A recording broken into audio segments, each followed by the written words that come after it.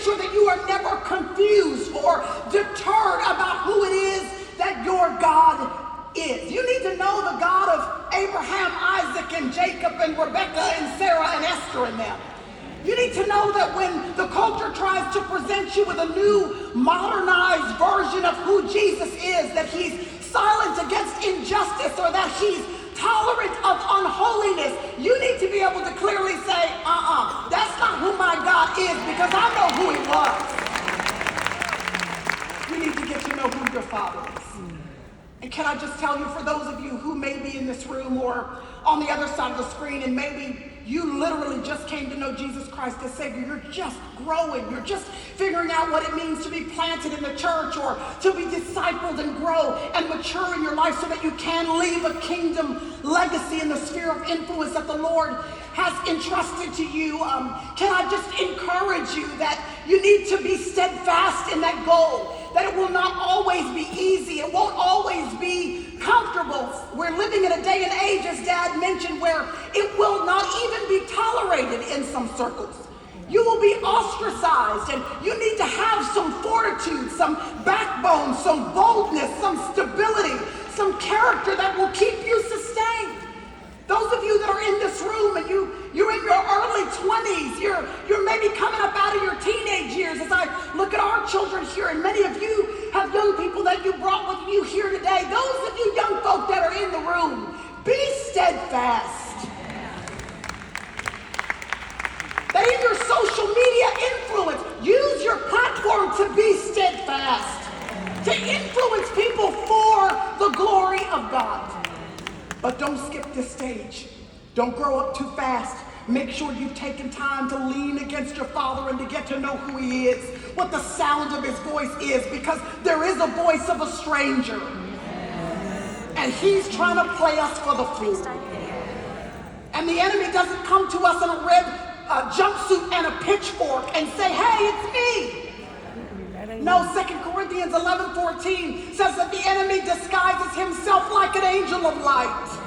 That means he wants to sound as close to, he wants to look as close to the voice and the will and the mind of God as he possibly can. So if you haven't taken time to really build a solid foundation to get to know who your Father is, that means the enemy will be able to pull the wool over your eyes. You're going to have to get to know who your daddy is. Build a firm foundation. When the boys were young and we take them to the pediatrician, I remember being so eager to bounce my kids on my lap, on their legs, just bouncing them on my lap. And I remember the doctor saying to me once, don't bounce them on their legs too soon. Their bones are really still soft and malleable. And if there's too much weight put on their legs too soon, they actually could have just a slight skew or distortion in their spine that as they grow up, they'll walk with a slight limp or be unlevel the rest of their life because there was too much weight put on their skeletal system too soon. And there's a generation of Christians, y'all, that are growing up too fast. They're skipping this stage right here. They're on their social media feeds teaching whole Bible studies to masses, and they don't even know who their daddy is. And the distortion, the slight skew doesn't show up at first. It's just over time and through seasons of life. And when the storms come and things get tough, we find there's a limp in their integrity. There's a misstep and a distortion in their morality, in the way they're thinking, and it can all be traced back to the fact that they didn't even know who their daddy was. So if you're in the fledgling stages, please don't grow up too soon. Don't rush past this stage. Take some time just to rest and know what it's like to abide with the lover of your soul. He says, and the reason why you're going to need to make sure you've got a concrete foundation is because you are going to grow up. Verse 13, the middle of verse 13, he says, I am writing to you young men. That's adolescence he's referring to. I'm writing to you in this stage. Here's why. Because you have overcome the evil one. He repeats that in verse 14 and says, I'm writing to you adolescents because you are strong. So all of my sons' voices have changed. All of them are huge. Somebody come help me feed these people. They've always been strong boys, though, even before their voices changed, even before they were their full heights that they are now. My oldest two are 6'2". My 14-year-old is about almost 6 feet tall. They were a size 14 men's shoe. They've just been big for a long time. And I remember that before all of that developed, they even still had a lot of strength and power. It would be around 11 years old or so where they could pick me up and throw me on the couch. And you know when you wrestle with your kid and then you realize at some point, actually, they got me. You know, you can feel that they can kind of pin you down and tickle you, and you actually there's nothing you can do about it. And I remember it's around 11 or 12 where that happened with my boys. So they had a lot of power. Even when they were a bit puny, they still had strength. They've always been athletes, and their dad, my husband, has always been incredibly detailed about their training. He's talked to coaches and trainers, that teams they've been on, to just be mindful of the kind of workouts that they've been going through. He would not let trainers or coaches add weights to their workout regimen too soon.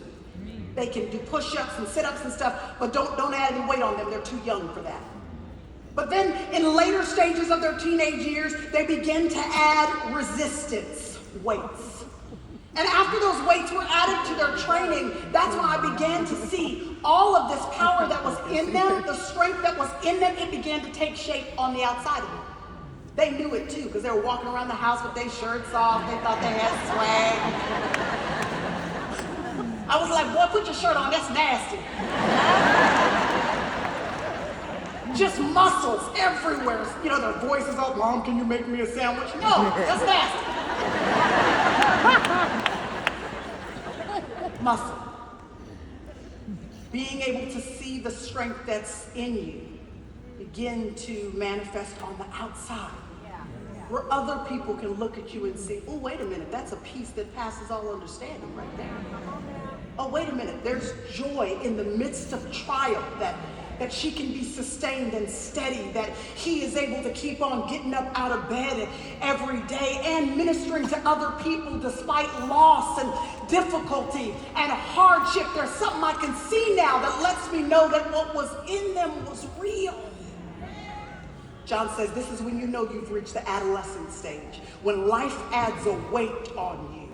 There's resistance that you feel like actually is beyond what you might be able to bear in your own natural power or capacity, in your marriage or in your finances, or maybe you're going through a season right now in your health, whether emotionally or physically, you feel like, or in your parenting, you feel like this is beyond what you have the capacity to maintain. This right here, y'all, is the season where so many people throw in the towel, where people begin to wave the white flag and defect from the faith and dishonor the responsibilities that the Lord has given them. When stuff gets tough, in this stage right here is where folks begin to quit. And John says, I'm encouraging you today to remain through the resistance, because this is where there's muscle coming to you.